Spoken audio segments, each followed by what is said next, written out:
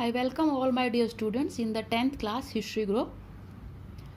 As you know, yesterday we have started theme 2 nationalism in India, and today's topic is the First World War, प्रथम विश्व युद्ध, खिलाफत and non-cooperation movement, खिलाफत आंदोलन और असहयोग आंदोलन. In the years after 1919, we see the national movement spreading to new areas. 1919 के बाद जो राष्ट्रीय आंदोलन थे वो नए नए क्षेत्रों में फैल रहे थे. Incorporating new social groups and developing new modes of struggle, जिसमें नए सामाजिक समूह जो थे वो सम्मिलित हो रहे थे, इनकॉर्पोरेट हो रहे थे और न्यू मोड्स ऑफ स्ट्रगल और संघर्ष के नए नए तरीके जो हैं वो विकसित हो रहे थे. How do we understand these developments, ये जो सारी घटनाएं हैं इनको हम किस प्रकार समझेंगे. What implications did they have, और इन सब की क्या इम्प्लीकेशंस, क्या रिजल्ट, क्या कॉन्सिक्वेंसेस, क्या परिणाम थे. First of all, the war created a new economic and political situation. सबसे पहले जो युद्ध ने एक नई आर्थिक और एक सामाजिक स्थिति पैदा की, वो क्या थी. It led to a huge increase in defence expenditure. जो सेना का जो खर्च था, सैन्य खर्च, उसके अंदर ह्यूज बहुत ज़्यादा इंक्रीज, बढ़ोतरी हो गई. Which was financed by war loans, और जिसको युद्ध के लिए कर्जा लेना पड़ा, ऋण लेना पड़ा, उसकी फाइनेंसिंग, उसकी पूर्ति इस प्रकार हुई. एंड इंक्रीजिंग टैक्सेस, और कर बढ़ा दिए गए. और टैक्स कौन देता है? कॉमन पीपल, आम आदमी. और ये सब सेकेंड वर्ल्ड वॉर की बात हो रही है. फर्स्ट वर्ल्ड वॉर की, सेकेंड स्टार्टेड इन 1941 टू 45. ये फर्स्ट वर्ल्ड वॉर की बात हो रही है, 1914 टू 1919. तो फर्स्ट वर्ल्ड वॉर के बाद जो था, ब्रिटेन जो कि एक कॉलोनाइजिंग पावर था, औपनिवेशिक शक्ति थी, और इंडिया उसकी कॉलोनी थी.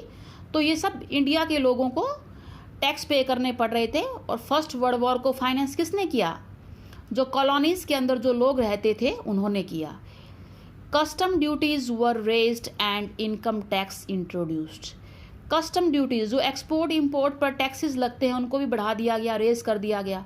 और इनकम टैक्स, और जो आयकर होता है, उसको उसकी शुरुआत कर दी गई, उसको लागू कर दिया गया. Through the war years prices increased. War years है बेटा 1914 से लेके 1918 तक, ये युद्ध के फर्स्ट वर्ल्ड वॉर के वर्ष माने जाते हैं. प्राइसेस, कीमतें बढ़ गई. Doubling between 1913 and 1918. इन 5 सालों में दुगनी कीमतें हो गई. Leading to the extreme hardship for the common people, और आम लोगों के लिए बहुत ही कठिनाई भरी, चुनौती भरी जिंदगीवन हो गया. Villages were called upon two supply soldiers. गाँवों में जो है लोगों को बुलाया गया कि वो सोल्जर्स, सेना में जो है सैनिकों की पूर्ति करें. गांव से लोग जो है सेना में सैनिकों की तरह भर्ती किए जाने लगे. And the forced recruitment, forced होता है जबरदस्ती, रिक्रूटमेंट नियुक्ति, जबरदस्ती उनकी भर्ती की जाने लगी. इन रूरल एरियाज, गांव के क्षेत्रों से, ग्रामीण क्षेत्रों से. It caused wide spread anger. इसने बहुत ज़्यादा जो है चारों तरफ क्रोध को, गुस्से को फैला दिया लोगों में. देन इन 1918, 19 एंड 1920, 21, ये 2 साल हैं.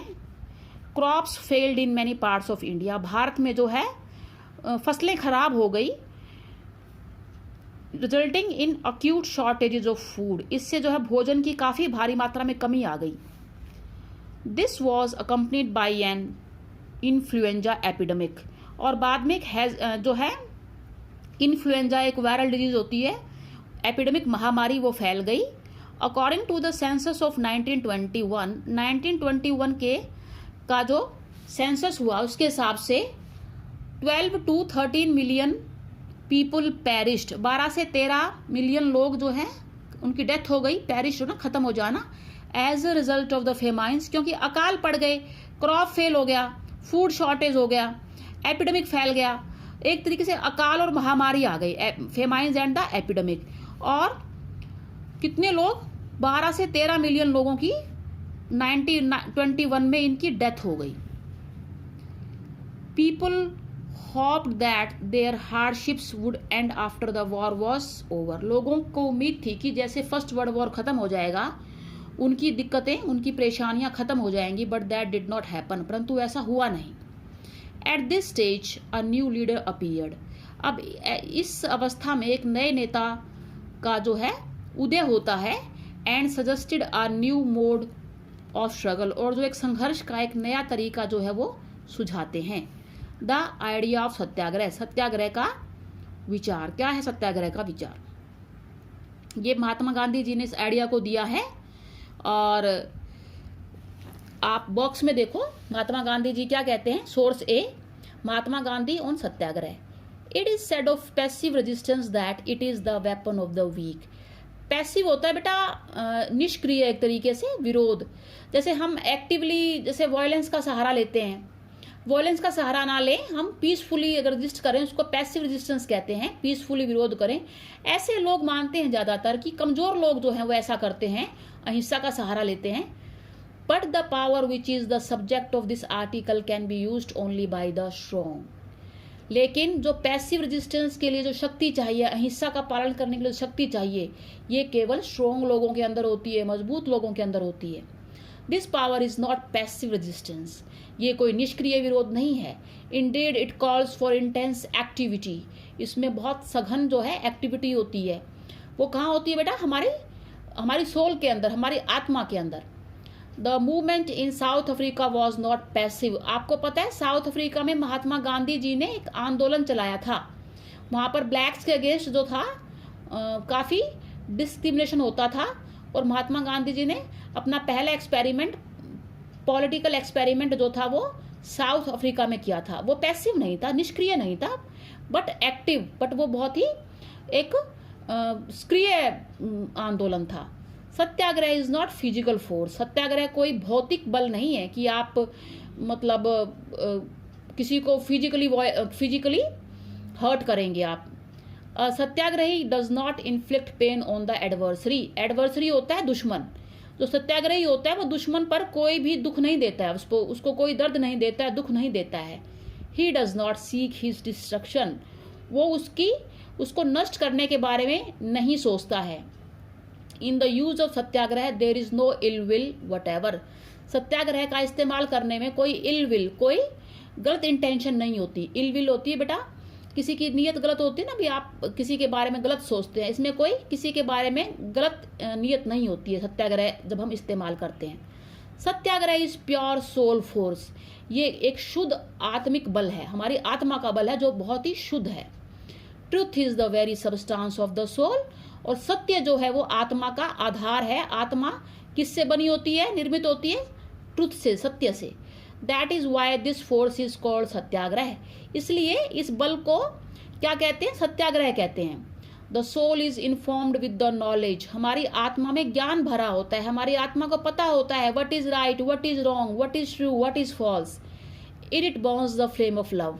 और इसमें सबके लिए जो है प्रेम की जो लो है वो जलती है। Non violence is the supreme dharma. और सुप्रीम सबसे बड़ा धर्म क्या है? Ahimsa, non violence. It is certain that India can not rival Britain or Europe in force of arms. ये तो निश्चित है कि भारत जो है ब्रिटेन की बराबरी नहीं कर सकता। राइवल होता है बेटा विरोधी, और यूरोप की भी इन फोर्स ऑफ आर्म्स की जो हथियार हैं उनकी टर्म्स में, बल की टर्म्स में, क्योंकि Britain or Europe powerful countries थे। इंडिया जो था उनकी कॉलोनी था, उनका उपनिवेश था, तो उनका मुकाबला तो नहीं कर सकता था आर्म्स में। The British worship the war God. जो ब्रिटिश थे वो अपने युद्ध के देवता की पूजा करते थे, क्योंकि पूरी दुनिया के अंदर जो कॉलोनीज बनाए उन्होंने, उपनिवेश बनाए, वो दूसरों पर अटैक करके, दूसरे नेशंस के ऊपर अटैक करके, उनको कनकर करके, उनको जीत कर बनाए। तो वो वॉर गॉड, युद्ध के देवता की पूजा करते थे, because they liked indulging in wars and they can all of them become as they are becoming bearer of arms. और युद्ध के लिए तो क्या चाहिए? आर्म्स, हथियार ही तो चाहिए, और वो बन रहे थे बियरर, जिनके पास जो थे युद्ध के हथियार थे। The hundreds of millions in India can never carry arms. और भारत में जो मिलियंस लोग हैं, जो लाखों लोग हैं, वो कभी हथियार नहीं लेकर चलेंगे। They have made the religion of non violence their own. उन्होंने अहिंसा को अपना परम धर्म बना लिया है। So this is enough for today. I am giving you few questions on the basis of what we have studied today. New words में I told you what is forced recruitment, a process by which the colonial state forced people to join the army. Colonial state, औपनिवेशिक राज्य। Colonial state बेटा यहाँ पर British India को बोल रहे हैं। इंडिया पर ब्रिटिश रूल था, British was a colonial power. तो यहाँ पर India ruled by the British is known as colonial state. और ये पूरी दुनिया में हो रहा था। पूरी दुनिया में जो कॉलोनाइजिंग पावर्स थी, ब्रिटेन, फ्रांस, वो अपने अपने लोगों को, जहां जहां उनकी कॉलोनीज थी, उन कॉलोनीज के लोगों को फोर्स कर रही थी, मजबूर कर रही थी कि फर्स्ट वर्ल्ड वॉर में वो उनकी तरफ से युद्ध में भाग लें। तो ये होता है फोर्स्ड रिक्रूटमेंट, जबरदस्ती की भर्ती, कि आर्मी ज्वाइन करें। Colonial state forced people to join the army.